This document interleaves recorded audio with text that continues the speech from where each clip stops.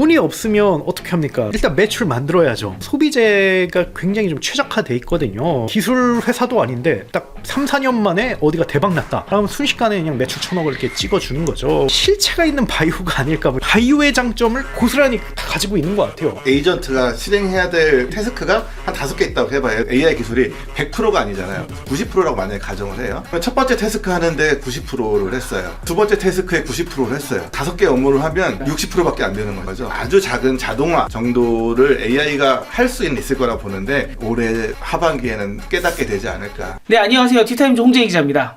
예, 안녕하세요. 월 13,900원 아웃스탠딩 최용식입니다. 네, 안녕하세요. 바이라인 네트워크 심재석입니다. 오늘 저희가 준비한 주제는 2025년 한 해를 관통할 IT 업계 키워드 베스트 3라고 이제 정해봤는데요. 다양한 주제가 좀 나올 예정입니다. 또 올 한 해 첫 라이브기도 하고 영상을 아마 녹화해서 보시는 분들은 이 설 연휴 때 아마 보실 수 있을 거기 때문에 올 한 해를 한번 조망해보면 좋겠다 생각해서 이렇게 베스트 3로 정해봤고요. 어떤 키워드가 나올지 여러분 기대를 해주시기 바라겠습니다. 두둥. 두구두구두구두구 한번 첫 번째 키워드부터 가볼 텐데요. 첫 번째 키워드는 심재석 대표님이 꼽아주셨습니다. 굉장히 도발적인 제목입니다. 읽어주시죠. AI 에이전트 과대 광고 현실화. 근데 이게 첫 번째 키워드가 AI 에이전트 세상이 올 거다 요새. 네. 티타임즈도 굉장히 여기 투자를 많이 하고 있거든요. 주범이죠, 주범. 주범. 그런데 지금 이거 과대 광고 현실화다. 이게 어떤 뜻인지 좀 설명을 해주십시오. 이 IT 산업은 언제나 보면 이렇게 어떤 특정 키워드에 대해서 막 붐이 일어나다가 캐즘이라고 하죠. 네. 어떤 캐즘을 넘느냐 못 넘느냐 이런 상황에 따라 완전 폭락해서 아주 큰 그 절벽을 겪고 그리고 그 다음에는 천천히 이제 조금씩 올라가는 이런 구조를 갖고 있는데 네. 아마 이제 그 시기가 AI 에이전트가 뭐 한 작년 올해 또 조금은 그 이 이슈가 되겠지만 사람들이 이게 약간 과대 광고다라는 느낌을 이제 받을 때가 됐다라고 저는 생각하는 거죠. 네. 생각해보면 웹3 엄청 얘기했죠. 근데 웹3 지금 잘 기억도 안 나잖아요. 네. 메타버스 다 어디 갔습니까?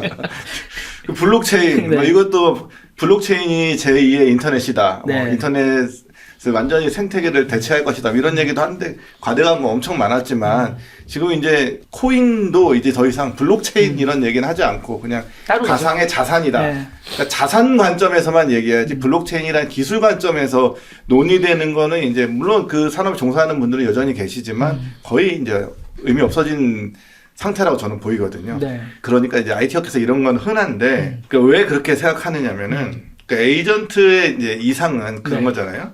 사람이 딱 말을 하면 스스로 이 말을 듣고 판단해서 실행까지 딱 한다. 그렇죠, 그렇죠. 사람은 내리면 명령만 된다. 딱 내리면 된다라는 건데, 근데 이거를 이제 내가 이런 걸 이제 제가 이제 업무에 만약에 이제 적용한다라고 했을 때 생각을 해보면 실적 같은 기사를 많이 쓰잖아요. 그래 만약에 한국의 10년 동안 100대 기업의 실적이 어떻게 변했는지를 기사를 쓰고 싶다라는 마음이 들었어요.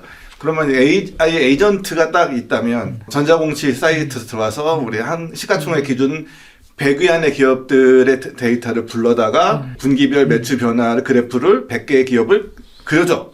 그리고 그려서 그거를 나의 기사 입력기에 표로 넣어줘. 이럴 정도면 일 안 하겠다는 건데요. 만약 이게 되면 네. 진짜 AI 에이전트 네.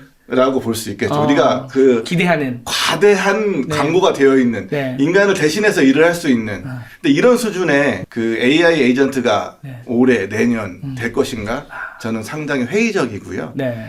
그러니까 그 아주 작은 자동화 정도를 AI가 할 수 있을 거라 보는데 그러니까 AI 에이전트라고 우리가 지금 과대해서 얘기하는 그 수준은 오지 못한다는 걸 이제 올해 하반기에는 깨닫게 되지 않을까. 일반인들이. 네. 라고 생각하고 있습니다. 그러니까 시리 같은 경우도 애플 인텔리전스로 이제 똑똑해져서 시리가 굉장히 많은 것을 할 수 있을 것이다라고 작년 말부터 이제 기대를 하고 있는데 아직 계속 업데이트 되는 거 보니까 지지부진하잖아요. 네. 그래서 많은 분들이 실망했다 이런 말씀도 많이 해주시는데 지금 신 대표님이 말씀해 주신 것도 우리가 AI 에이전트가 되면 이런 세상이 벌어질 거예요 라고 말해놨던 게 사실은 그게 단시간 내에 되는 거는 아니고 네네네. 꽤 오랜 시간이 걸리는 일이기 때문에 그거에 대한 실망을 아마 올해 좀 받을 수 있다. 그렇죠. 네. 그리고 그런 거죠. 만약에 내가 그 어떤 명령을 내렸어요. 네. 근데 그 명령을 실행하기 위해서 이 에이전트가 실행해야 될 미션들이 태스크가 한 5개 있다고 해봐요. 예를 들어 아까 말했듯이 뭐 전자공시 사이트에 들어가서 데이터를 뽑아오고 그걸 정리해서 뭐 이렇게 하고 우리 기사 입력기까지 입력하는 이런 여러 가지 태스크들을 해야 되잖아요. LLM이나 이런 그 AI 기술이 100%가 아니잖아요. 90%라고 만약에 가정을 해요. 그러면 첫 번째 태스크 하는데 90%를 했어요. 그 다음 두 번째 태스크에 90%를 했어요. 그러면 0.9 곱하기 0.9 곱하기 5개 업무를 하면 반도 안 된다. 60%밖에 안 되는 거죠. 이게 만약에 있으면 더 안 되는 거죠. 네. 그러니까 하나의 업무를 잘할 수 90%는 하나 업무 시키면 요거는 괜찮다라고 할 수 있지만 이게 이제 여러 개의 태스크가 같이 묶여버리는 게 이제 에이전트이기 때문에 이 모든 거를 만족스럽게 해내기 쉽지 않다. 네. 실제로 얼마 전에 그 시장 조사 기관 가트너에서 네.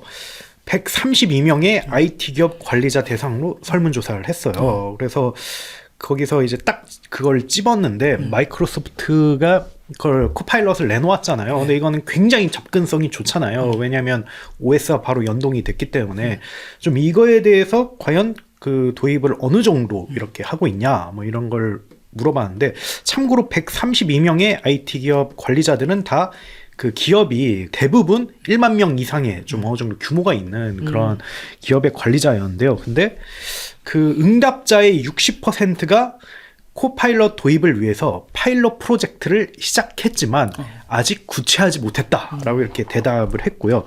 그리고 대규모 도입을 준비하고 있다라고 이야기한 응답자는 6%였고 실제로 조직원에게 코파일럿을 모두 배포했다라고 응답한 분들은 1%밖에 안 됐거든요. 그래서 실제로 지금 산업 현장에서 두 가지 시그널링이 나타나고 있죠. 첫 번째는 굉장히 관심 있어 하고 굉장히 빠르게 움직이고 있다는 거. 근데 두 번째는 구체적으로는 어떻게 활용을 해야 되나, 어떻게 배포해야 되나 이런 거에 대해서는 혼란을 느끼고 있다는 거. 좀 두 가지 시그널링이 나타나고 있다고 합니다. 그러면 이제 올해 아니면 내년 좀 짧은 시간 내에 우리가 만날 수 있는 AI 에이전트라고 할까요? 그래도 계속 발전돼 갈 거잖아요. 네네. 한 어느 정도까지 만나볼 수 있을까요? 그 뭐 예를 들어 이런 거 기업에서 고객이 물건을 이제 구매했는데 반품을 하고 싶어서 이메일로 나 이거 반품할래요. 뭐가 이거 마음에 안 들고 저기 문제가 있어요라고 이제 고객의 이제 고객센터에 들어와요. 네. 그러면 고객센터에서 AI 에이전트가 딱 있다면은 이거를 이메일을 보고 자연어를 분석해서 아 이거는 반품을 요청하는 거구나. 그리고 이유는 무엇이구나. 라고 판단을 스스로 내려서 아 이건 반품 요청 요건이 된다. 그러고 하면은 이제 반품팀에 이걸 요청해서 반품 프로세스를 발부하고 이제 자동으로 뭔가를 보내고 그다음에 또 택배 회사에는 뭔가를 또 보내서 저기에서 택배 수거해 오세요. 이런 걸 진행하면 네. 그게 AI 에이전트가 되겠죠. 그렇죠. 근데 제가 볼 때 그런 거는 당장은 쉽지는 않을 것이고 예를 들어 우리가 그 고객한테 뭐 수많은 뭐 이메일이 들어온다고 가정을 해요. 그럼 이거를 담당자 일일이 하나씩 보는 건 너무 어렵잖아요. 네.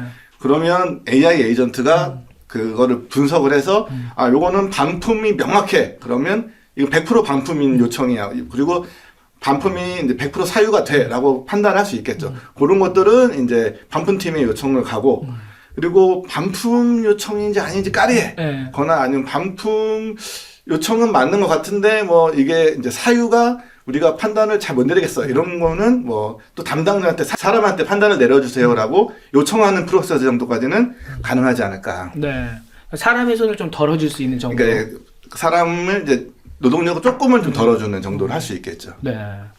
근데 좀 현장에서는 좀 이런 개념이 요즘 많이 언급되고 있다고 하더라고요. 그러니까 펑션 콜이라는 그런 네. 개념인데, 근데 그게 지금 현재 성능의 정확성 두고 많이 다투고 있잖아요.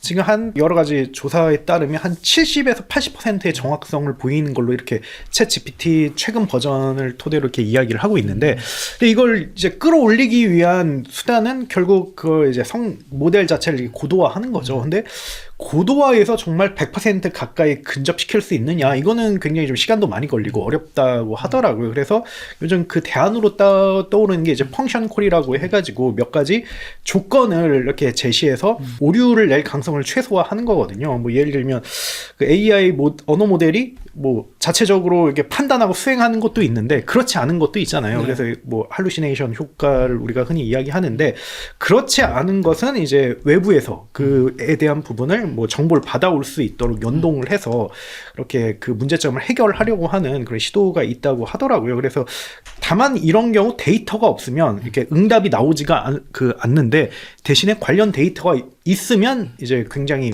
오차율은 줄어드는 그런 개념이 있다고 하더라고요. 그래서 좀 업계 내부적으로도 그 좀 외신이라든지 이런 트렌드를 보면 계속 그거에 대응하기 위해서 빠르게 움직이는 것 같습니다. 네. 말씀 주신 대로 뭐 RAG를 이용을 해서 뭐 정보를 검색을 한다던가, 뭐 펑션 콜을 이용을 해서 LLM이 자체적으로 할 수 없는 뭐 계산 기능이라든가 아니면 뭐 다른 기능들을 조금 API로 연동을 해갖고 뭐 이렇게 더 자신이 할 수 있는 일들을 늘려가는 뭐 그런 것들이 많이 지금 붙어가고 있는 것 같고요. 그 다음에 지금 심 대표님이 말씀을 해주신 것처럼 일 잘하는 사람한테 얘기할 때는 이 결과물을 내놔라고 하면은 그 중간에 있는 정말 많은 각각의 태스크들을 알아서 해서 갖다 주는 그렇죠. 거잖아요. 근데 그거보다 조금 더 일을 못 해보고 뭐 경험이 없는 사람한테는 조금 더 우리가 자세하게 나눠서 얘기해줘야 되고, 여기까지 뭐 영상 올리고 말씀해 주세요. 뭐 그다음에 요거 뭐 페이스북 글 올리고 나서 말씀해 주시면 그 다음 거 말씀해 드릴게요. 뭐 이렇게 좀 나눠서 시켜야 되잖아요. 그리고 정말 처음 들어온 우리 신입사원한테는 저희 바이라인 네트워크 홈페이지는 여기에 있고요. 들어가서 이걸 누르시면 입력기에 들어갈 수 있고요. 이제 하나하나 이렇게 되게 태스크가 작게 나눠지게 될 텐데, 말씀 주신 것처럼 그 태스크들을 하나하나 조금씩 처리할 수 있는 그 정도의 작은 종류의 AI 에이전트는 조금씩 이제 생겨날 것 같고, 그게 더 붙으면은 좀 더 많은 일을 뭐 2개, 3개 연속으로, 뭐 3개, 5개 연속으로 뭐 그런 식으로 가지 않을까 생각을 해서, 일단 말씀 주신 것처럼 올해에는 이렇게 우리가 바라는 결과물을 내놔라까지는 쉽지 않지 않을까. 근데 여기서 조금 그 생각보다 느릴 수도 있다고 생각드는 게, 이 AI가 비싸요. 그쵸. 기업이 이거를 도입하려면 큰 투자를 해야 되거든요. 그 LLM을, 성능 나쁜 LLM을 쓸 수는 없잖아요. 그렇죠. 네. 기업이 이 오류를 최소화해야 되는 입장에서는 그 좋은 LLM을 써야 된단 말이죠. 그 최신 버전 이런 거를. 비싸거든요. 그렇죠. 그러면 이거를 그 작은 업무를 하기 위해서 이 비싼 모델과 그 IT 투자를 해야 되느냐에 대한 아마 그 우려가 있을 겁니다. 그렇죠. 이게 뭐 5개의 일을 연속으로 할 수 있는 정도의 실력을 갖춘 AI라고 하면 요 정도 돈을 투자해서 도입하면 되는데, 요만큼 할 거면 우리가 이만큼 돈을 투자해서 그렇죠. 굳이 이걸 해야 되나? 신입사원 연봉 1억 원인 거죠. 그럼 이제 기다리게 되겠죠. 진짜 몇몇 회사 투자를 하는 회사 외에는 도입을 하지 않는 그런 일이 또 벌어질 수도 있겠다라는 생각이 듭니다. 요게 계속 이야기를 하고 싶은데, 사실 다음 주제인 이 최용식 대표님이 갖고 오신 키워드도 비슷한 또 이야기가 이어질 것 같아서, 그러면 한번 넘어가서 또 이야기를 이어가 보도록 하겠습니다. 두 번째 키워드, 그 다음에 최용식 대표님의 첫 번째 키워드죠. 과연 LLM은 돈이 될까? 이거에 대해서 뭐 굉장히 도전을 많이 받는 한 해가 되지 않을까 싶은데요. 사실 LLM은 지금 업계에서 가장 핫한 트렌드죠. 관심도 많고 투심도 많고 뭐 그런데, 근데 당연히 일각에서는 좀 실제 구축한 거에 비해서는 너무 과도하다, 이런 거품론도 이렇게 많고요. 그래서 올해쯤 여기에 대한 향방이 어느 정도 정해지지 않을까 싶거든요. 그래서 앞서 이야기한 메타버스나 블록체인도 오래 가지 않았어요. 한 2-3년 지나면 대충 나오거든요. 아, 이게 어떻게 되는지. 그래서 근데 좀 챗GPT가 나온 지 한 2년 정도 됐기 때문에 올해 좀 어느 정도 나오지 않을까 싶습니다. 그래서 제 생각에는 좀 그 여러 가지 LLM이 있지만 가장 큰 개발사인 오픈AI의 좀 상황에 따라 어느 정도 나오지 않을까 그런 생각을 해요. 그래서 뭐 아시다시피 LLM의 경우 어마어마한 돈이 들어가죠. 그래서 뭐 일각에서는 입장권만 1조 원이다. 그러니까 최소 개발 비용만 뭐 1조 원이다. 뭐 이런 이야기를 하기도 하고. 그래서 뭐 많이 들어갈 수밖에 없는 게, 일단 뭐 복잡한 연산을 위해서 GPU 굉장히 많이 투자를 해야 되고 그리고 뭐 데이터 처리를 위해서 서버도 굉장히 많이 투자해야 되고 무엇보다도 전 세계 기준으로 가장 뛰어난 개발자 엔지니어를 모아야 하기 때문에 인건비도 굉장히 많이 들고 그래서 이와 관련해서 해외 IT 미디어인 디 인포메이션에 따르면 그 오픈 AI가 2024년에 적자가 바로 지난해죠. 한 7조 원 정도로 이렇게 예상된다고 하더라고요. 그리고 2028년까지는 뭐 앞으로 3년이죠. 그래서 계속 적자가 예상된다. 뭐 이렇게 그 이야기를 하고요. 그래서 오픈 AI의 경우 여기에 대비를 하기 위해서 뭐 부분 유료화를 통해서 한 1,000만 명 정도 유료 구독자를 모았고 그리고 최근에 한 14조 원 정도를 대출이라든지 지분 투자로 이렇게 현금을 확보했어요. 그러면 뭐 런웨이가 한 2년 정도 확보가 됐죠. 만약에 뭐 적자 폭이 커지면 뭐 1년으로 줄어들긴 합니다만. 그래서 좀 약간 간당간당하다 뭐 이런 건 아닌데 이게 좀 오픈 AI 향방이 굉장히 LLM 투자에 큰 영향을 미칠 거란 말이죠. 그래서 좀 오픈 AI라든지 뭐 거품론에 대한 그 뉴스가 계속 나오면 아마 이게 관심과 투심이 좀 꺾일 수가 있고요. 그래서 좀 이걸 만회하기 위해서는 좀 오픈 AI가 그래도 수익화를 좀 보여줘야죠. 뭐 공격적으로 하진 않더라도 어느 정도는 보여줘야 되고 그리고 무엇보다도 이게 정말 중요한 한데 오픈 AI가 사실 돈을 안 벌어도 되거든요.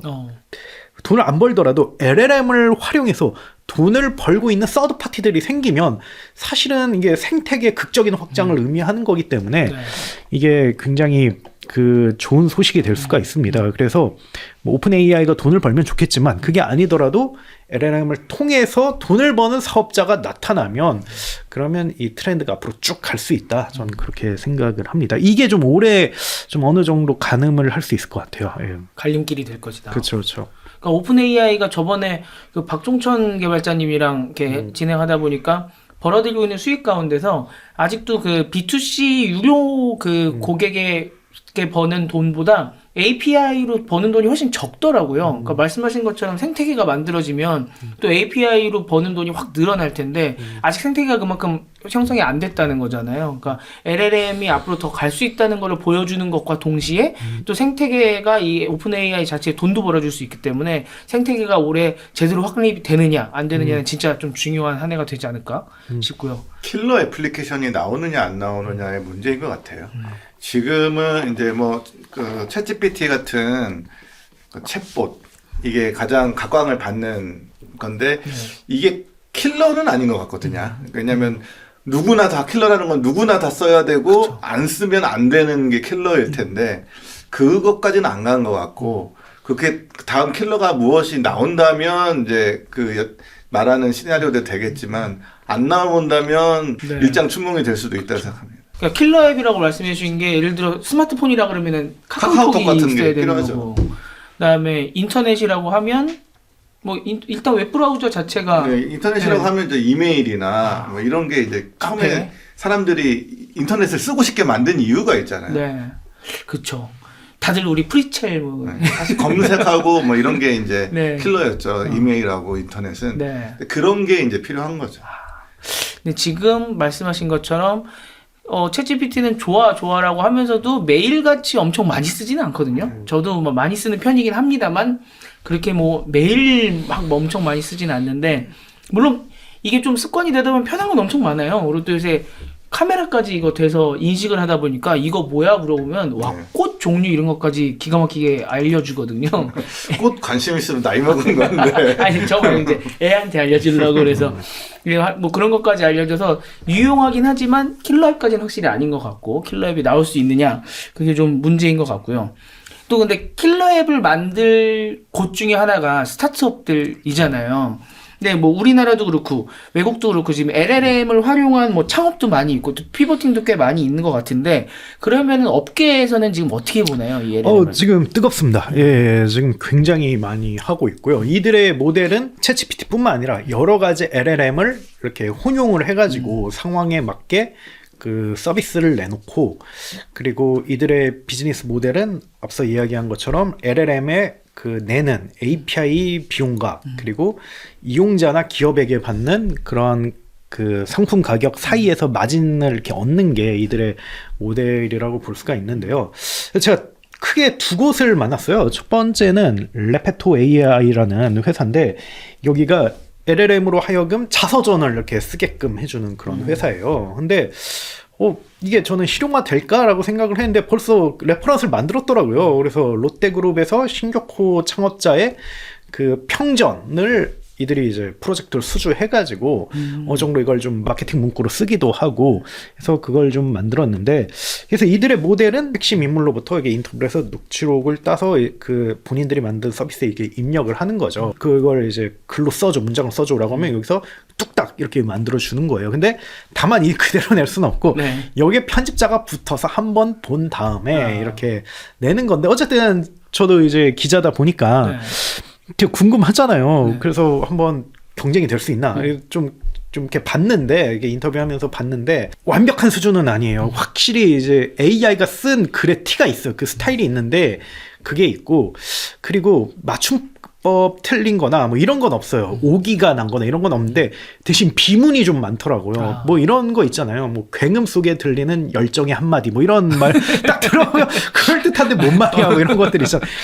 이런 게 약간 AI의 글쓰기 스타일이더라고요. 그래서 좀 이런 거는 제가 좀 아쉽다라고 하니까 뭐 인정하시더라고요. 그래서 자기도 아직 70-80%까지 오진 않았다고 생각하는데, 근데 문제는 창업했을 때 한 50%도 안 됐던 게 불과 1-2년 만에 70-80%까지 올라왔기 때문에 한 1-2년 안에는 90%까지 갈 것 같다라고 이야기했는데 저는 좀 납득이 됐고요. 그래서 근데 이게 좀 괜찮은 것 같기는 한 게요. 그 저번에 크래프톤이었나요? 크래프톤 웨이? 뭐 이런 책 나올 때도 예전에는 작가가 붙어갖고 이제 옆에서 얘기 듣고 그다음에 좀 뭐 자료 있으면 받아갖고 쓰고 이랬는데, 요새는 이런 평전 쓰고 이럴 때 그간 나눴던 뭐 이메일을 전부 받는다던가 회사에서 주고받았던 그런 것들을 다 제공해주고 잘 써봐라 이렇게 작가분들이 붙어서 쓰더라고요. 그럼 진짜 많은 자료들을 봐야 되잖아요. 그걸 1차적으로 일단 걸러줘갖고 사람이 나중에 붙어갖고 좀 편집만 하면 되니까 확실히 좀 좋지 않을까 싶네요. 그래서 가장 타깃이 되는 건 이제 고스트라이터 시장. 고스트라이팅 굉장히 많거든요, 출판업계에. 근데 이게 이제 어느 정도 우리가 잠식할 수 있을 것 같다 이런 걸 얘기했고, 그러니까 두 번째는 마인드웨어 웍스라고 해가지고 그 LLM 기반의 각종 AI 에이전트를 기업이 그 실용성을 가지고 쓸 수 있도록 그걸 공급해주는 그런 회사예요. 그래서 이거를 하나의 소프트웨어가 아니라 여러 가지 LLM을 그 기업이 응용해서 그 AI 에이전트로 만들거나 아니면 그거를 받아서 쓰거나 하는 그런 일련의 시스템을 만들어주는 건데, 이거를 업계 용어로 오케스트레이션이라고 이렇게 표현을 하더라고요. 그래서 이거를 아직까지는 그 영업에 뛰어든 단계는 아니고 거의 막바지 단계에서 막 출시하고 이제 뭐 알리려고 하는 그런 단계인데, 근데 거기서 좀 이야기해 준 거는 아까 이야기한 그런 할루시네이션이라든지 아니면 오류 가능성이 여전히 존재하는데, 거기서 이제 펑션 콜 통해서 굉장히 많이 그런 걸 제어했다고 하더라고요. 그래서 어느 정도 좀 자신감을 내보이고 있고, 그리고 거기가 제로에서 지금 비즈니스를 하고 있는 게 아니라 이제 그 챗봇 서비스를 오케스트레이션 형태로 이미 공급을 해서 수십억 원의 매출을 내고 있는 회사거든요. 근데 챗봇을 통한 고객 CS가 어떻게 보면 AI 에이전트의 가장 그 뭐랄까 기본적인 단계 혹은 하위 레벨 단계이기 때문에 여기서 어느 정도 모든 걸 다 경험했을 거잖아요. 그래서 뭐 나름의 이제 노하우라든지 시행착오가 있기 때문에 충분히 우리는 AI 에이전트 영역으로 가서 화이트 칼라가 할 수 있는 그런 걸 대체할 수 있다, 이런 야심을 좀 보여주시더라고요. 그래서 일단 1차적으로 하는 거는 문서 작성 및 정리, 해석, 보관, 뭐 이 영역을 첫 번째로 타겟을 한다고 이야기를 했고, 그래서 어느 정도 저는 성과를 내지 않을까 그렇게 생각을 했고요.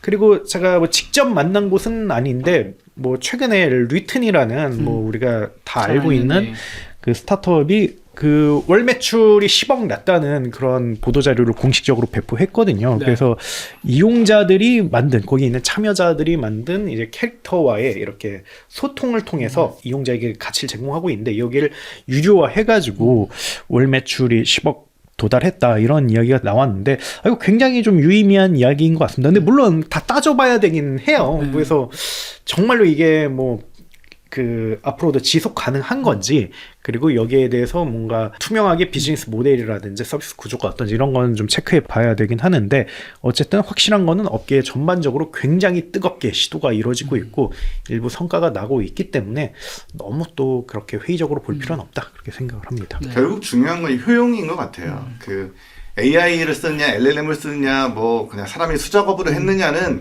아무런 중요한 일은 아닌 것 같고, 그렇게 만들어진 서비스가 효용을 주느냐 안 주느냐. 근데 뭐 블록체인이나 메타버스는 새롭고 신기하긴 했지만 효용을 준 적이 없거든요. 근데 AI는 효용을 줄 수 있냐? 아직은 조금 느끼는 부분도 있죠. 예를 들어 뭐 문서를 정리한다든지 요약하거나 조금씩 효용이 있는 부분이 있어요. 그런 점에서 말씀하신 대로 블록체인이나 메타버스에 비해서는 좀 더 효용이 느껴진다라고 생각하죠.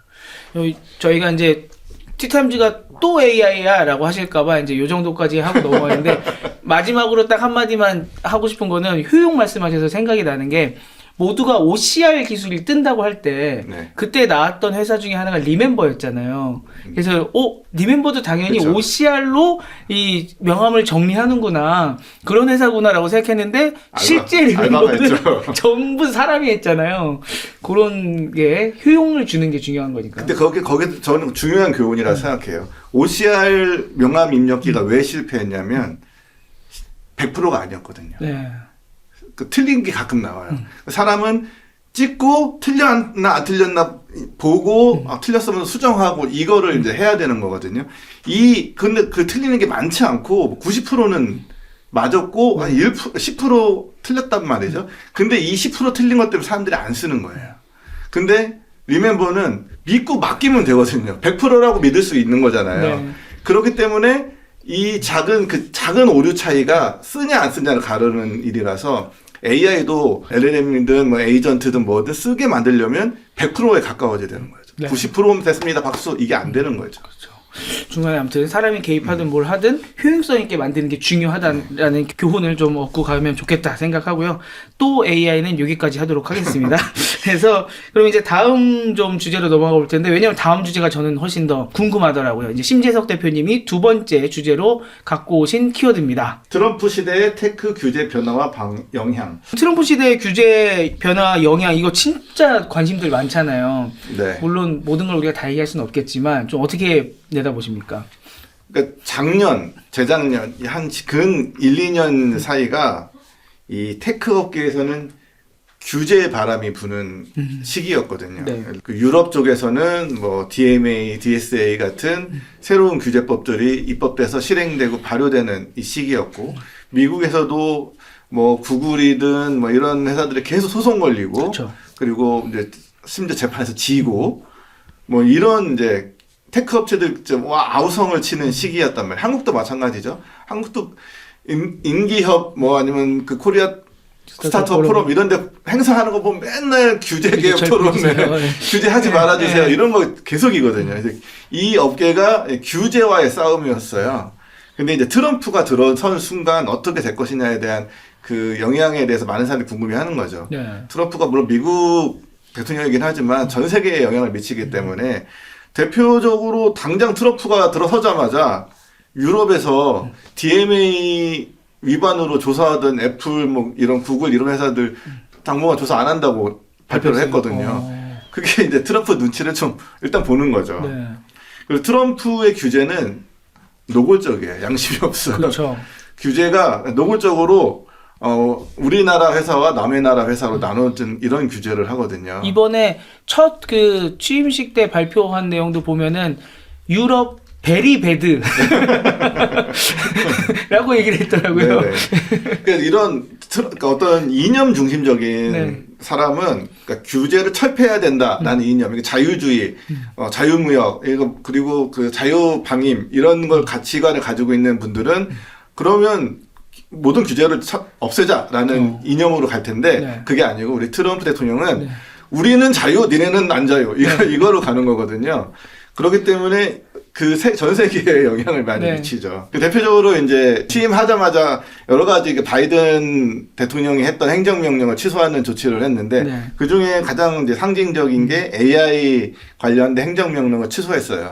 네. 그래서 그 바이든 행정부 때 AI 행정명령을 통해서 뭐 편향성이 있는지 이런 거를 좀 검토해야 된다. 그리고 뭐 상용화 전에 좀 성능 좋은 AI는 상용화 전에 테스트를 하고 정부에 이거를 이제 보고해라. 이런 약간 규제들이 있었는데 네. 이런 건 다 없애고 이제 그 행정명령 없었던 걸로 치고. 그러니까 안전한 AI를 위해서 최소한의 조치들을 좀 마련을 해놨었잖아요. 네네. 바이든 행정부에서 그거를 그냥 바로 없애버렸죠. 없던 일로 하고 그 무조건 AI는 다 규제 철폐 이건 또 아니고 네. 그 행정명령 중에도 AI 뭐 산업을 지원하기 위한 데이터 센터에 대해서 정보 지원을 하는 거 이런 거는 이제 계속 유지되고 그런 면에서 이제 명확하죠. 우리나라 AI 기업들이 잘 되기 우리나라라는 것은 대한민국이 아니고 미국입니다. 네. 그 트럼프 입장에서 네. 우리나라 AI 기업들이 잘 되게 규제는 풀고 지원을 하겠다 이런 거죠. 그리고 중국 AI 못하게 방해하겠다. 예를 들어 그래서 뭐 바이든이 했던 중국 규제하는 그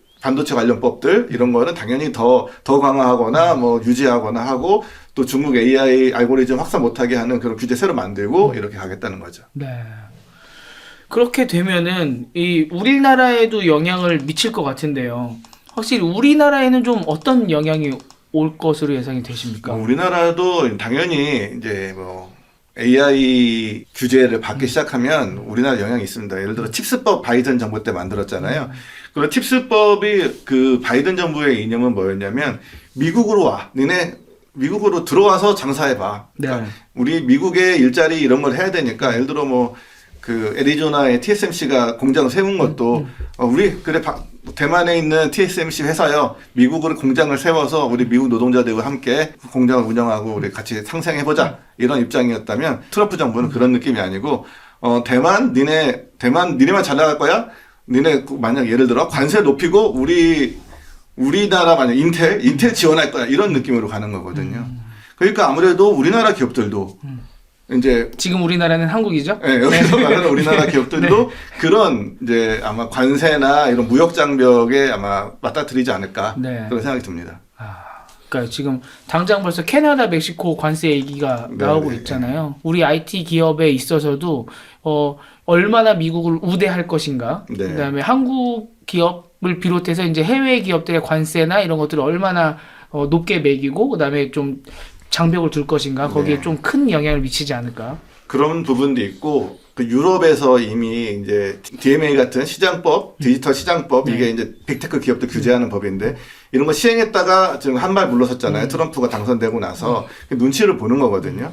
그러면 이제 우리나라도 마찬가지죠. 우리나라도 현 정부 지금 윤석열 대통령 정부에서도 그렇고 그 전 정부에서도 그렇고 이런 빅테크 플랫폼 기업을 규제하려는 움직임은 계속 있었어요. 근데 여러 가지 이견도 있고 아직 합의되거나 그러지 못해서 통과를 못했는데 현재 야당은 규제를 좀 더 하자 이런 그 정책을 주로 가지고 있고 예를 들어 유럽이 하고 있는 DMA 그 DMA라는 거는 몇몇 기업을 찝어서 특별히 규제한다 이게 핵심이거든요. 근데 이제 야당이 갖고 있는 그 규제안도 몇몇 기업을 찝어서 특별히 규제하겠다라는 이런 약간 DMA 같은 규제를 추진하고 있는데 이게 만약에 이제 트럼프 대통령의 이런 것과 만나면 이게 지속으로 갈 수 있을지 뭐 예를 들어 트럼프 대통령은 그럼 자국 우호적이니까 구글을 규제한다고 안 돼라고 이제 할 수도 있잖아요. 그렇죠. 구글을 규제하면 니네 나라도 규제할 거야. 뭐 그런 식으로 이제 갈 수도 있기 때문에 그럼 우리 정부가 어떻게 바뀔지는 모르지만 새 정부든 아니면 뭐 기존 정부가 유지되든 영향을 받을 것이다. 그런 점에서 정책에 영향을 받을 것이다. 우리 저번에 뭐 DMA법 이런 것도 이야기를 나눴습니다만 결국은 전 세계적인 플랫폼을 갖고 있는 회사들이 다 미국 회사이기 때문에 그렇죠. 거기서 규제하는 회사들이 어쨌든 다 미국 회사일 수밖에 없었던 거잖아요. 그렇죠. 그러면은 미국 입장에서는 왜 쟤네는 딱 집어서 우리나라 기업만 규제해? 이렇게 됐던 그렇죠. 거고 우리나라에서도 이제 야당이 갖고 있었던 법안 같은 것들이 대부분은 우리나라 그래도 IT에는 크게 영향이 좀 안 가면서 그래도 빅테크가 우리나라를 너무 잠식하는 거를 좀 막을 수 있는 방법이 뭐가 있을까라고 해서 법안을 만들다 보면은 결국은 미국 기업이 그 대상이 될 텐데 구글 같은 회사가 이제 타겟이 되겠죠. 페북, 구글 이런 될 때 지금 유럽도 한 발 빼고 있으니 네. 과연 우리가 그럼 유럽 핑계 대면서 우리도 만들려고 했었는데 유럽이 발을 빼는데 우리는 어떻게 하냐 그렇죠. 이렇게 되는 거잖아요. 그럼 트럼프 행정부가 이제 들어섬에 따라서 어떤 영향이 있을까, 규제가 어떤 방향으로 갈까에 대해서 한번 간략하게 좀 알아봤고요.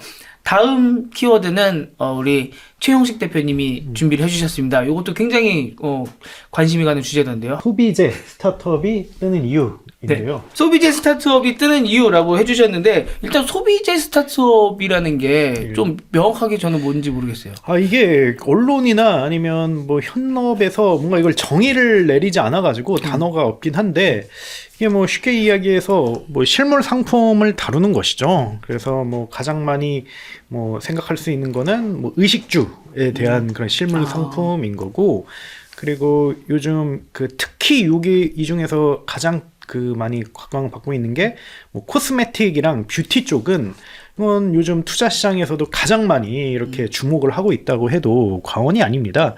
그래서 왜냐면 이들이 전 세계 대상으로 매출 몇 천억 원을 몇 년 만에 그냥 찍어 주거든요. 근데 이거는 사실 기술 회사들이 매출 천억 넘으려면 잘 풀려도 10년 걸려요, 보통. 뭐 옛날엔 더 길었고. 근데 이들은 기술 회사도 아닌데 딱 3, 4년 만에 어디가 대박 났다.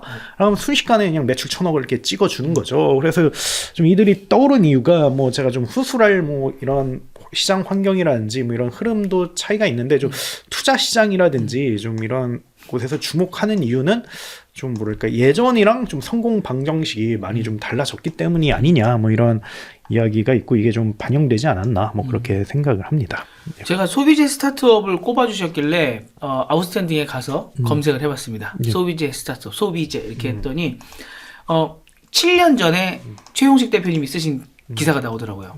소비재 스타트업이 뜬다라고 7년 전에 써주셨는데, 생각을 해보니까 그때도 이 코로나가 터지기 전에 스타트업 씬이 조금 안 좋은 상황에 접어들고 있었잖아요. 그렇죠. 뭐 스타트업 붐 이런 게 꺼진다, 버블이다 이런 얘기가 나올 때쯤에 코로나가 터지면서 오히려 이게 스타트업이 확 올라가는 좀 이상한 좀 반전이 일어났었는데, 좀 뭐 그런 뭔가 경제 상황이나 뭐 이런 것 때문일까요? 왜 소비재 스타트업이 왜 때문에 어디가 이렇게 뜨고 있는 건가요? 이게 말씀하신 것처럼 이 경제 상황이라든지 뭐 이런 뭐 시장 환경에 의한 것인데요. 이게 사실 돈이 많을 때는 그 사람들이 좀 고차원적이고 형이상학적인 생각을 하는 거죠. 그래서 뭐 LLM이라든지 뭐 메타버스 뭐 이런 거에 이제 만들고 투자하고 이런 건 돈이 많으니까요. 그런데 근데 돈이 없으면 어떻게 합니까? 일단 매출 만들어야죠. 그리고 비용을 줄여야죠. 근데 그게 좀 소비재가 굉장히 좀 최적화돼 있거든요. 그래서 일단 실물 상품의 경우 온라인 서비스보다 훨씬 더 접근이 쉽거든요. 우리가 뭐 OTT 결제하라고 한다면 뭐 넷플릭스는 그냥 결제하겠지만 나머지는 한 번쯤은 생각을 하고 예, 결제를 하거든요. 근데 당장 내일 외출해야 되는데 뭐 여성분들은 화장품이라든지 남성분들은 청바지라든지 이런 건 그냥 사고 만단 말이죠. 그래서 매출액이 굉장히 용이하다. 그리고 비용을 줄이기 굉장히 또 용이하거든요. 그건 이제 개발팀과 엔지니어의 유무에 따른 건데, 뭐 기술 스타트업들은 기본적으로 개발자를 깔고 가야 되는데 이들의 워낙 비싸잖아요, 문값이.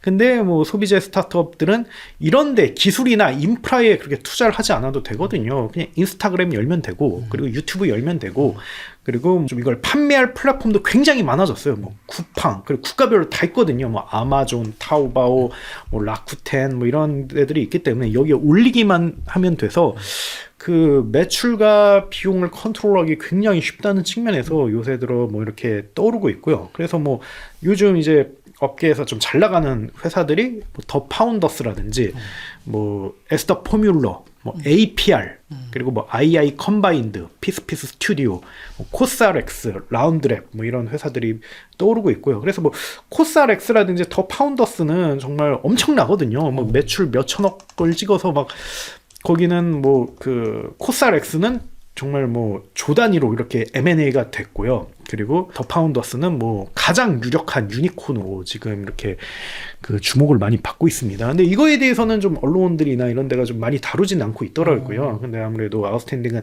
늘 스타트업과 만나기 때문에 이런 정보를 알고 있고, 이런 거에 대해서 좀 말씀을 좀 드리고 싶죠. 어떤 것 때문에 그렇게 확 뜨는 거예요? 무슨 이렇게 메리트가 있었던 거예요, 선생님은? 뭐 일단은 기존에 있는 아까 이야기한 핀테크라든지 조각 투자, 로봇 어드바이저, 블록체인, 메타버스 뭐 이들의 몰락이 굉장히 좀 가속화되는 뭐 그런 측면도 있고요. 그래서 사실 뭐 이들이 화려한 겉모습과 다르게 돈 벌었다 뭐 이런 건 찾아보기가 어렵잖아요. 그리고 앞으로도 잘 될 것이냐 장기간 투자가 필요하기 때문에 이들은 계속 이제 옅어지고 있는 거고요.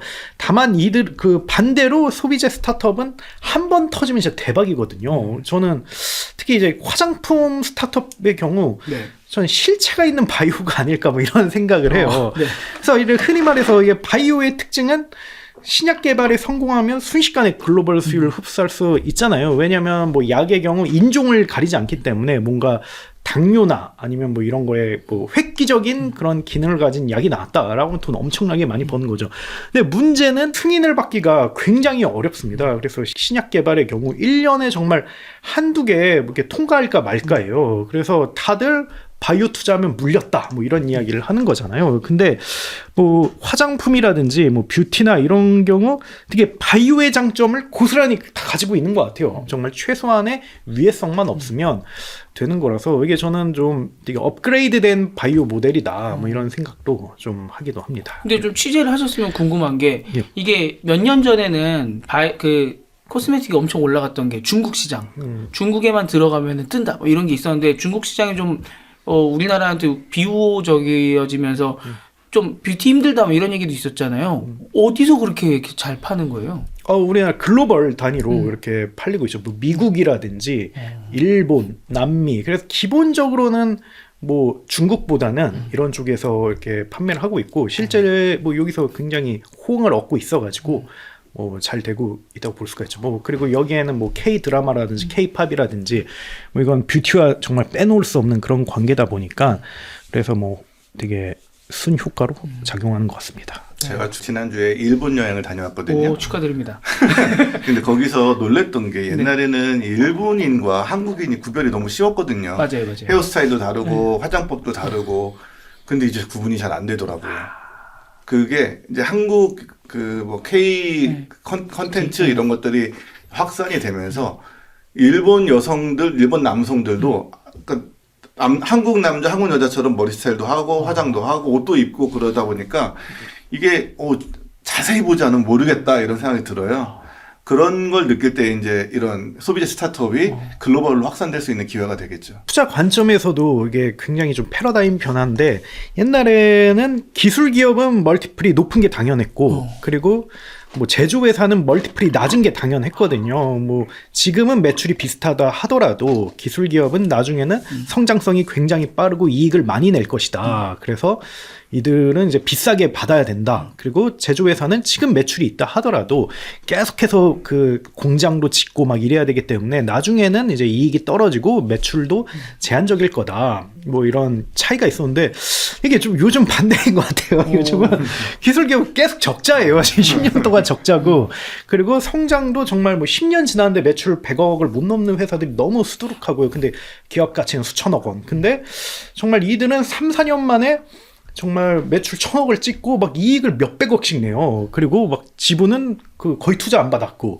그러니까 상장하면 몇 조 원. APR이 대표적인 케이스거든요. 그래서 이게 멀티플에 대한 관점도 좀 달라져야 될 것 같고 이게 굉장히 좀 패러다임의 변화다 이렇게 생각을 합니다. 그러니까 제조 때문에 지속적으로 비용이 들어간다는 것도 당연히 큰 요소인데 또 하나가 예전에는 디지털 상품은 잘만 만들면 전 세계 글로벌로 굉장히 빨리 확산될 수 있기 때문에 기하학적으로 올라갈 수 있다, 성장할 수 있다 이런 믿음이 있었던 거잖아요. 근데 그거는 깨졌고 오히려 제조업은 예전에는 글로벌 가려면 너무 힘들어라고 했는데 말씀하신 것처럼 잘만 내면은 전 세계에서 팔리니까 확 올라가고. 그렇죠. 우리나라에서 해외에 성공한 디지털 콘텐츠가 거의 없죠. 사실 맞아요. 우리나라에 뭐 유니콘들 얘기하지만 그거 다 모르거든요.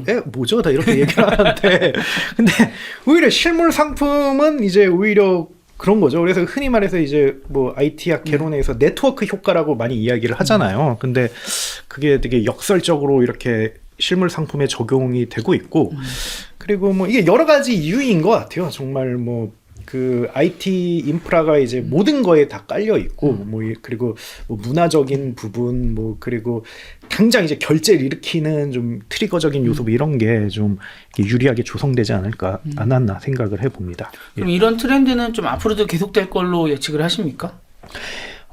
이게 그 약점이 있어요. 이것도 예를 들면 이제 트렌드에 약해요. 뭐 옛날에 파파레스피라는 그런 그 이제 얼굴에 붙이는 거 있잖아요. 그런 화장품 회사가 있었어요. 근데 거기가 중국에서 대박을 터트려가지고 몇 천억씩 돈을 벌고 2, 3조 원까지 기업가치 치솟았는데, 근데 파파레시피 마스크인데 그게 이제 그 순식간에 이제 트렌드가 바뀌어서 지금은 뭐 매출이 몇백억으로 쪼그라들었고 뭐 아무도 알아보지 않거든요. 그래서 트렌드에 약하다는 게 좀 그 단점이 있는데, 근데 저는 앞으로도 좀 지속될 거라고 보는 게 한국의 좀 특수성이 좀 몇 가지 있거든요. 예를 들면 일단 내수 시장이 어느 정도 있어요. 그리고 다 이게 도시 중심으로 형성이 돼가지고 속된 말로 잭팟을 터뜨리기에 굉장히 좀 유리한 시장이거든요. 그리고 제조업 역량이 있어요.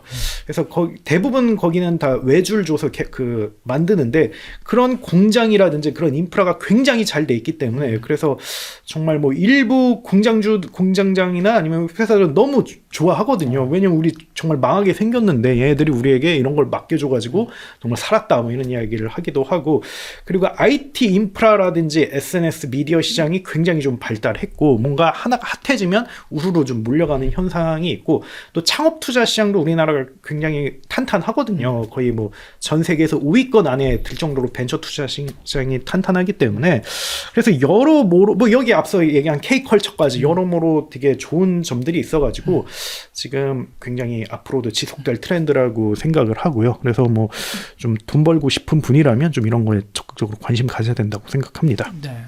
관련해서 조금 더 여쭤보고 싶은 게 있는데, 또 뒤에 남겨진 두 분의 키워드들과 맞닿아 있는 게 있어서 나머지들은 그럼 좀 이따가 여쭤보도록 하고요. 그 심 대표님의 이제 마지막 키워드입니다. 유니콘 안녕하십니까? 네, 유니콘 안녕하십니까라고 해주셨는데 주로 뭐 어떤 유니콘들이라고 좀 보면 될까요? 우리나라 유니콘들 말하는 거죠. 우리나라 유니콘들이 아이폰이 등장한 이후에, 모바일 혁명이 일어난 이후에 이제 등장한 유니콘들이 많았어요. 그 뒤에 이제 스타트업 붐이 일었고, 그래서 유니콘들이 많이 등장했는데 지금 뭐 거대한 투자를 받고 회사를 운영하고 이렇게 하는데 이제는 엑시트를 할 시점이 된 회사들이 많이 있어요. 이제 뭐 상장을 하든 아니면 뭐 매각을 하든 뭔가를 해야 되는데 덩치가 너무 커진 회사들이 있는데 그 커진 덩치에 맞지 않게 아직 그 뭐 수익성이나 이런 게 다 되지 않아서 약간 골치가 아픈 이런 경우가 좀 종종 있죠. 그런 이야기입니다. 그런 회사들 어떻게 돼야 되나? 올해를 기로에 좀 쓰게 될 텐데 하나마다 좀 상황이 좀 다르긴 한 것 같아요. 야놀자나 토스 이런 데들은 여전히 괜찮은 것 같아요. 당근도 괜찮은 것 같아요. 당근도 이제 뭐 캐나다 진출 이런 걸 하면서 이제 시장 확장을 하기 위한 노력을 하는데 그게 이제 성공 여부에 따라 다르지만 일단 국내 사업은 이제 뭐 로컬 플랫폼을 사실상 장악했고 수익성도 증명이 됐어요. 이걸 들고 이제 캐나다를 비롯한 글로벌로 가겠다라고 이제 공동대표님 한 분이, 창업자 중 한 분이 캐나다까지 가서 이제 사업을 하고 있거든요. 근데 아직은 거기는 돈 먹는 하마라고 하더라고요. 그러니까 이제 당근 같은 회사도 이제 하나의 스텝을 제대로 잘 밟고 다음 스텝으로 가는 상태인데, 예를 들어 직방이나 뭐 컬리, 리디 이런 데는 지금 약간 사실 이러지도 저러지도 못하는 상황의 대표적이라고 볼 수 있죠. 뭐 규모는 엄청 커졌고 투자도 엄청 뭐 2조 원, 뭐 3조 원 이렇게 밸류로 투자를 받았는데 지금은 오히려 그때보다 지금의 밸류는 뭐 그거에 뭐 반 토막 이상이 나는 상황이니까. 일단은 그 심재석 대표님이 말씀하신 것처럼 이게 IPO가 결국 관건이거든요. 그 다음에 이게 IPO를 가능케 하는 거는 기업 가치인데, 만약에 뭐 실적이 좋으면 뭐 IPO를 하면 되죠. 실제 뭐 요즘 거래소가 많이 국장 활성화를 위해서 IPO에 굉장히 호의적인 스탠스로 바뀌었거든요. 최근 1년 동안. 그래서 뭐 APR이나 시프트업 같은 회사는 2, 3조 원 규모로 지난해 상장했어요. 그래서 실적이 좋으면 괜찮은데 만약에 실적이 좋지 않으면 어떻게 되나? 그러면 이제 특례 상장을 해야죠. 근데 또 특례 상장도 많이 괜찮아졌거든요. 30%가 지금 특례 상장으로 해요. 근데 다만 기업 가치를 화끈하게 다운시켜야 돼요. 그거는 뭐 주주들이랑 같이 논의해서 해야 되는데, 근데 또 요새 들어서 보니까 또 그렇게 화끈하게 기업 가치를 줄여서, 왜냐면 다들 아는 거죠. 이러다가는 네, 큰일 나겠다. 라고 해서 이제 화끈하게 다운시켜 들어가는 경우가 있고, 근데 좀 이런 회사들이 있어요. 자금이 넉넉한데 기업 가치를 다운시키면서까지 가고 싶지 않아. 뭐 이런 데는 그냥 버티면서 기다리면 그렇죠. 되는 거고. 근데 최악의 경우가 기업 가치를 못 갖겠는데 뭐 주주들이란 이런 반대로. 근데 실적도 좋지 않아. 이런 회사들이 가장 큰 문제고, 이런 회사들이 꽤 있거든요. 그래서 뭐 이런 회사들은 뭐 어떻게 보면 진짜 타이밍을 놓치면 뭐 헐값 인수밖에 답이 없겠죠. 네. 그러니까 뭐 리디 같은 회사는 말씀하신 아까 그런 사례예요. 아직 뭐 우리 현금도 있고 괜찮아. 기업 가치는 3분의 1 토막이 낮지만 3분의 1 토막이 더 낮죠. 지금 급할 건 없어. 당장 뭐 돈이 없어 부족해서 문제가 되는 상황은 아니고. 근데 예를 들어 직방 같은 회사들은 뭐 마지막 투자가 제가 기억한 2조 5천억인가로 받았는데 밸류를 지금은 뭐 밸류가 뭐 3천억이니 4천억이니 이런 얘기를 하고 있으니까 기존 투자자 입장에서는 3천억, 4천억은 도저히 그렇죠. 용납이 안 되는 그 밸류잖아요. 그런 회사들이 여러 군데 있어요. 뭐 컬리도 마찬가지죠. 컬리도 뭐 3조니 4조니 막 이런 얘기 하다가 지금은 뭐 몇천억 수준이니까 그런 상황입니다. 근데 이제 상장 중에 이제 이 유니콘들은 너무 큰 밸류로 투자를 받았어요. 그런데 뭐 실적이 좋다고 해도 영업이익 몇백억 수준이거든요, 현재는. 그러니까 몇 조 밸류로 상장하기는 상당히 어려워요, 한국 시장에서는. 한국 시장에서 그게 어렵기 때문에 예를 들어 야놀자나 뭐 이런 회사들은, 토스나 이런 회사들은 그 밸류를 인정받기 위해서 미국으로 상장을 하겠다. 그렇죠. 이런 이제 얘기를 하는 거죠. 한국 시장에서는 약간 디스카운트가 있잖아요. 한국 시장에서는 상장을 안 하는 방향으로 잡고 미국 도전을 하는 거죠. 네. 해외에서 그 예전에 에버노트라는 서비스가 굉장히 핫했잖아요. 네. 그게 한때는 뭐 우리나라에서 수백만 명 쓰고 그 전 세계적으로 한 1억 명 썼고 기업 가치도 1조 원 넘었거든요.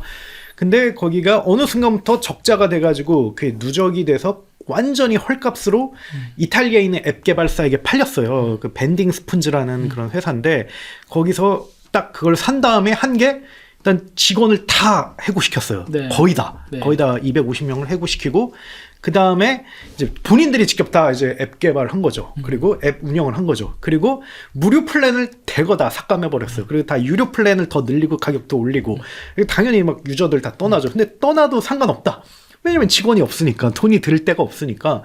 뭐 그래서 바로 BP 맞췄거든요. 그리고 지속 가능한 서비스가 됐는데, 근데 그 밴딩 스푼즈라는 회사가 기업 가치가 최근에 3, 4조 원까지 올랐어요. 예전에는 존재감이 없는 회사인데 이렇게 하면 되거든요. 그래서 지금 문제가 되는 게 주주들이에요. 투자자들이 그냥 화끈하게 기업 가치 깎으면 돼요. 그래, 지금 죽는 것보다 그냥 우리가 3조 원에 투자를 했지만 3천억으로 들어가자. 그냥 10분의 1 감액하고 하면 되는 거지. 이렇게 판단하면 되거든요. 근데 그걸 우리나라 투자자들이 안 하려고 해요. 이게 진짜 문제거든요. 근데 저는 이거는 좀 큰 문제가 될 수가 있는 게, 해외에서는 합리적인 판단을 해요. 빵원보다는 100원이 낫다라고 해서 우리가 1,000원으로 투자했지만 100원으로 그냥 회수할래. 그리고 빨리 그 시간에 다른 거 알아볼래. 이게 되는데, 우리나라의 VC나 아니면 투자자들은 그런 걸 못 하더라고요. 그 기업 가치 확 깎는 거를. 그러면 이제 다 죽는 거죠. 그래서 저는 좀 그 투자자분들에게 말씀드리고 싶은 게, 창이 좋을 때는 많이 먹었잖아요. 하이브가 뭐 상장하고 카카오 상장할 때는 뭐 엄청난 수익을 올렸단 말이죠. 근데 지금은 어쩔 수 없이 수익률을 확 깎아야 될 때거든요. 근데 지금 구조조정을 하지 않으면 이게 그 여파가 훨씬 더 커질 수가 있어서, 저는 지금 화끈하게 기업 가치를 낮추는 게 맞다, 이렇게 생각을 합니다. 네. 관련해서는 오늘인가요? 어젠가 최용식 대표님이 아웃스탠딩에 기사를 올리셨으니까 참고를 해보시면 될 것 같고요. 저도 재밌게 읽었습니다. 근데 저는 읽으면서 사람도 다 자르고 이 기업 가치도 이렇게 떨어지면 뭐가 남아 있는 거지라는 생각은 했었는데, 이제 더 이상 스타트업이 아니고 자영업자가 되는 거죠. 근근히 먹고 사는. 그러니까 그게 이제 투자자들이 제일 싫어하는 모델이거든요. 근근히 먹고 사는 회사. 그러긴 했는데 아무튼 좀 이어지는 이야기라서 지금 근데 최영식 대표님의 마지막 키워드까지 듣고 그 다음에 쭉 한번 이어가 보시죠. 마지막 키워드. 불확실성 높은 벤처 투자 시장입니다. 네. 이게 좀 이어지는 이야기 같아요. 그래서 지금 불확실성이 높은 벤처 투자 시장이 이거 한 3년째 우리 얘기하고 있는 것 같거든요. 이거 왜 계속 이렇게 되는 겁니까? 일단은 시장에 지금 돈이 없는 건 아니에요. 매년 1조 원 규모로 벤처 펀드가 만들어지고 있거든요. 이거는 줄지 않았어요. 3, 4년 전에 비해서. 그러면 왜 다들 어렵다고 하는 거냐 뭐 이런 얘기가 나오는데 투자사들이 펀드를 만들어 놓고 투자 집행을 지금 안 하고 있기 때문에 그런 거거든요. 그럼 왜 투자 집행을 안 하느냐? 실패할 게 너무 명백해 보이니까 그러면 그냥 우린 쥐고 있는 게 낫다라는 판단인데 지금 세 가지 좀 리스크가 있어요. 시장에. 첫 번째는 고금리거든요. 왜냐하면 결국은 이제 VC들도 다른 자산 운용하는 회사들과 그러니까 금융회사들과 경쟁을 하는 거거든요. 그래서 어쨌든 이제 뭐 일반인이든 아니면 기관이든 돈이 있는데 이거를 어떻게 자산 운용을 해야 될까 고민인 거잖아요. 그들 LP 입장에서 보면. 근데 예전에는 VC에게 많이 돈을 줬어요. 왜냐하면 이들이 수익률을 높게 주니까. 근데 지금 금리가 치솟으면서 사실 미국 국채 투자에도 5, 6%의 수익을 리스크 없이 이렇게 받을 수가 있거든요. 근데 5, 6%면 예전에는 정말 그 상상할 수 없었던 정말 2, 3%밖에 안 됐잖아요. 네. 그래서 예전에 VC들이 이렇게 돈을 받을 때 했던 논리가 2, 3% 받느니 우리가 5, 6% 수익을 내줄 테니까 우리한테 투자해. 그런데 이게 이제 역전이 돼버린 거죠. 그러다 보니까 훨씬 안정적이고. 그렇죠. 네. 그래서 그게 굉장히 두려워한 상황인 거고요. 네.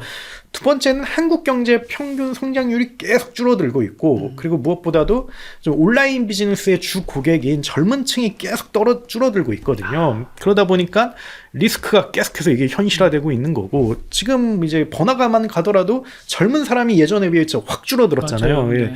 그렇다 보니까 이제 한국에선 J커브가 나오기 어렵다 이런 게 있고 세 번째는 앞서 이야기한 것처럼 거품의 흔적이 여기저기 있어요. 그래서 일단 기업 가치가 너무 높고 이들이 이제 양보를 하지 않으려고 하는데 그러다 보니까 이게 어떻게 보면 계속 이제 안 좋은 상황이 계속 나타나는 거죠. 왜냐면 그게 이제 회사를 매각을 하려고 하더라도 정말 이제 그걸 제때 좋은 타이밍에 해야 되는데 근데 만약에 이제 버티고만 있으면 회사의 가치는 정말 쭉쭉쭉쭉 떨어지는 거라서 이 세 가지 요소가 사실은 문제가 되는 거라서 그래서 이게 사실 답은 좀 명확하거든요. 일단은 뭐 첫 번째는 답이 없죠.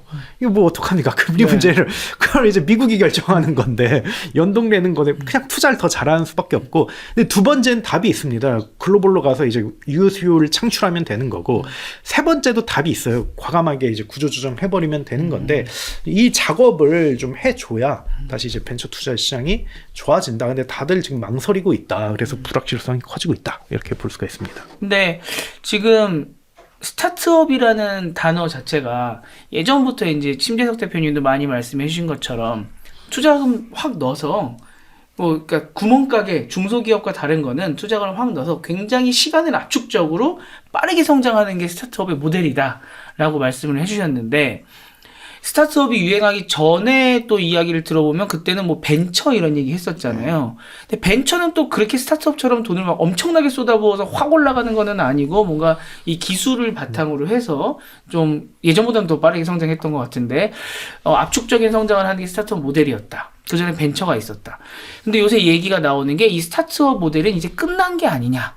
그리고 지금 말씀해 주신 것처럼 투자도 안 하려고 한다. 그리고 기술 투자는 더 지금은 꺼린다. 이러면은 우리가 지금까지 이야기했던 스타트업 모델 이거는 끝나간다고 봐야 됩니까? 어떻게 해야 됩니까? 벤처 스타트업 구분을 해주셨지만 결국 비슷한 맥락이죠. 맥락인데 끝났다라고 말할 수는 없을 것 같아요. 끝났다는 얘기는 앞으로도 불가능하다라는 얘기를 내포하고 있다 생각하면 앞으로도 불가능하다. 그거는 아닌 것 같고 이런 붐이 당분간은 좀 어려울 것이다라고 생각을 하는 게 이 붐은 그러니까 우리가 닷컴 버블도 있었고 모바일 혁명도 있었잖아요. 이건 언제나 기술 플랫폼의 변화에서 시작됐어요. 갑자기 투자가 막 잘 된 게 아니고 기술이 어떤 거대한 기술 변화가 생기면 그 기술 변화를 이용해서 그 위에서 새로운 서비스와 애플리케이션을 만든 회사들이 거대한 투자를 받아서 거대한 성공을 거둔 거거든요. 예를 닷컴 시절에 나온 구글, 뭐 아마존 이런 회사들이 그렇고 네이버도 그렇고요.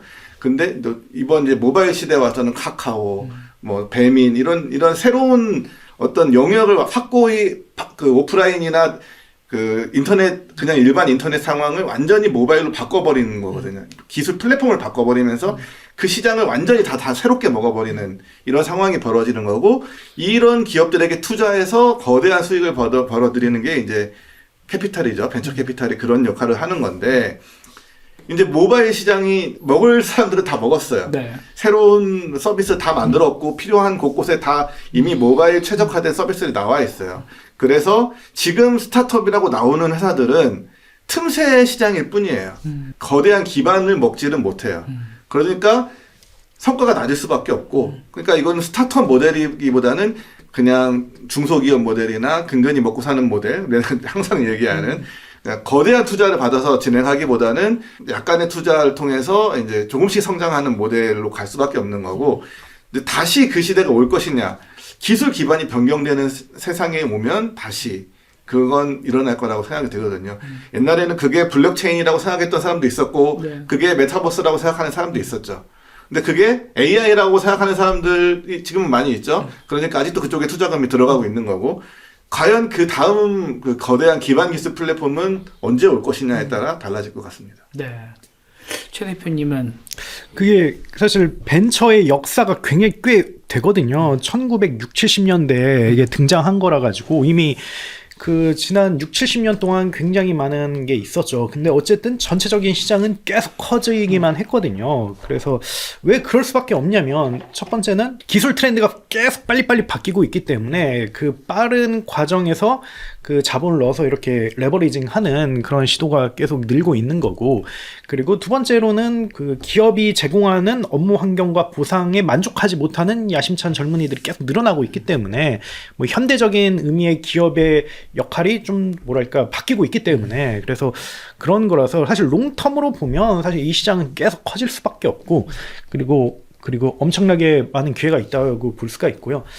그리고 또 스타트업이란 말이 최근에 나온 말도 아니에요. 사실 이미 4, 50년 전에 나왔고, 뭐 90년대 기사들 보면 스타트업이라는 단어가 굉장히 많이 있거든요. 그래서 좀 뭐랄까 지금에 있는 뭐랄까 어려움에 사람들이 너무 이렇게 다운돼가지고 이렇게 이야기하는 게 아닌가 그런 생각을 하는데, 근데 다만 지금 왜 이렇게 힘드냐면, 뭐 심재석 대표님이 말씀한 것처럼 돈은 많아요, 다들. 그리고 다들 기다리고 있어. 근데 거리가 없는 거예요. 이걸 레버리징 해줄 수 있는 뭔가 거리가 있어야 이게 우르르 몰리는 건데, 그것만 만들어지면 뭐 당연히 뭐 훨씬 더 뭐 더 좋은 상황이 올 거고 뭐 그럴 겁니다. 그래서 지금 뭐 그런 거에 너무 위축될 필요 없고, 그리고 얼마 전 기사 보니까 2023년에 우리나라에서 처음으로 법인 수가 100만 개가 넘었대요. 네. 그리고 지금까지 10년 동안 거의 8에서 9% 정도 법인의 그 성장률을 보이고 있다고 하더라고요. 그래서 뭐 이런 거 여러 가지를 봤을 때 뭐 이거는 창업을 통한 뭐랄까 그런 큰 성공, 큰 성장 이런 거는 뭐 앞으로도 계속될 거라고 생각합니다. 네. 이게 모바일 시대 오면서 우리나라 스타트업이 꽤 많이 영향력도 있었고 활발하고 그 전에 비해서 정말 두각을 나타내는 회사도 많이 나타났잖아요. 근데 저는 지금 두 분 말씀을 듣다 보니까 미국은 지금 투자금을 엄청나게 쏟아붓고 있단 말이에요. 근데 좀 소수의 기업에 다 쏟아붓고 있죠. 오픈 AI라던가 뭐 클로드 엔트로픽이라던가 막 몇몇 회사에 엄청나게 쏟아붓고 있는데, 우리는 그 돈 정도는 없고 그 정도 돈은 없고, 그렇다고 예전처럼 자질구레하게 이렇게 작은 스타트업들이 막 기술을 갖고 올라와서 이 회사들이 되게 커질 것 같은 싹도 안 보이고, 이게 좀 판이 변하는 거 아닌가라는 그런 생각도 들게 되네요. 그럼 이렇게 되면은 좀 암울한 거 아닙니까? 우리가?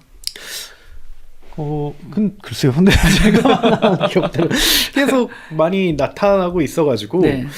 근데 뭐 그런 거는 좀 뭐랄까 우리가 고민해야 될 문제이긴 해요. 이게 뭐랄까 금융시장이 약간 국제화되고 있어가지고, 네. 옛날에는 다 이제 로컬 단위로 투자 활동이 이루어지고 그렇죠. 비즈니스가 이루어지는데, 이게 30년 동안 계속 그 산업도 그렇고 뭐 투자 시장도 그렇고 이게 좀 뭐랄까 일극화되고 있거든요. 미국으로. 그러다 보니까 이거는 좀 저희가 고민해야 되는 좀 문제이긴 할 것 같습니다. 예.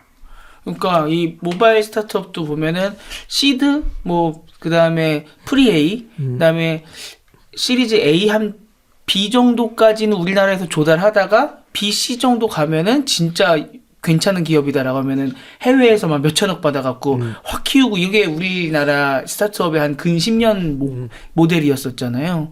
근데 그게 말씀하신 것처럼 되게 일극화되고 좀 전체적으로 뭐 AI 같은 경우도 더 많은 돈이 들어가고 이렇게 되다 보니까 그런 모델 자체에 있어서 우리나라가 좀 변화가 필요한 게 아닌가? 예전 모델로 이제 더 이상 힘든 게 아닌가? 뭐 그런 생각도 갑자기 들고요. 아무튼 올해 첫 라이브는 한번 베스트 3 두 분이 베스트 3 키워드를 다 갖고 오셨는데 결국은 좀 다 하나의 상황으로 몰리는 것 같다라는 느낌도 듭니다. 이 글로벌이 진짜로 거의 하나로 뭉쳐지고 있고 우리나라 로컬로만 할 수 있는 게 이제 점점 없어지다 보니까 다 영향을 미치는 게 아닌가 생각이 들고 그래서 뭐 소비재 스타트업이 왜 뜨는지 그 다음에 트럼프가 무슨 정책을 펼칠 것인지 AI가 어떻게 가고 있는지 이걸 우리가 좀 종합적으로 계속 봐야 되지 않나라는 생각도 들었습니다. 아무튼 마무리를 지으면서요. 그 바이라인 가볍게 웨비나나 이런 거 소개해 주시면 좋을 것 같고요. 바이라인 네트워크가 이커머스 비즈니스 인사이트라는 행사를 지금 준비 중입니다. 아직 이제 그 연사분들이 제목을 주지 않아서 오픈을 못 하고 있는데 조만간 오픈할 거거든요. 예. 관심 가져주세요. 네, 2월 중순. 2월 중순에 합니다. 예, 아웃스탠딩이요. 저희는 이제 그 올해 초에 13,900원으로 가격을 올렸는데, 근데 사실 올릴 때마다 늘 부담이거든요. 고객들이 떠나면 어떨까. 그래서 그걸 해칭할 수 있는 수단은 이제 모두가 몸을 갈아서 그걸 막자. 열심히 몸을 갈아서 막고 있는 시즌이고요. 그래서 뭐 아웃스탠딩에 뭐 요즘 들어 좋은 콘텐츠가 많이 올라가고 있기 때문에 잘 봐주시면 감사하겠습니다. 티타임즈도 뭐 컨퍼런스나 이런 것들 활발하게 할 예정이고요.